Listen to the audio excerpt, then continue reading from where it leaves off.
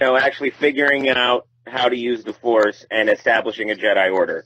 I think that what we would really need to do is we need to start talking about talking about this stuff in a serious way. Like, all right, the fun and games are over.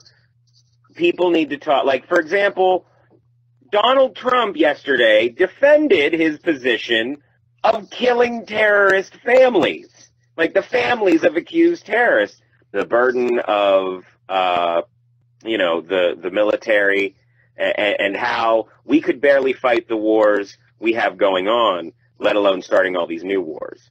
No one is willing to press these candidates to say real things about that. And instead they're content to let it be the we're going to bomb them show and then let the Democrats say climate change is the worst problem. And we're left wondering which one's least likely to blow up this whole crazy experiment we call America. Very, very small compared to the other dangers that we face in a modern life. I mean, up into including being run over by buses. I think what we really need to do, and drugs and rapes and whatever, it's a crime that takes place in our society, and we need to scale it into the perspective that it deserves and to treat it as a law enforcement issue.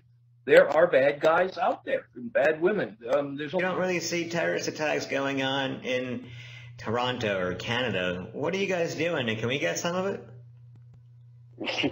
Well, we don't see terrorist attacks, but there still is a lot of.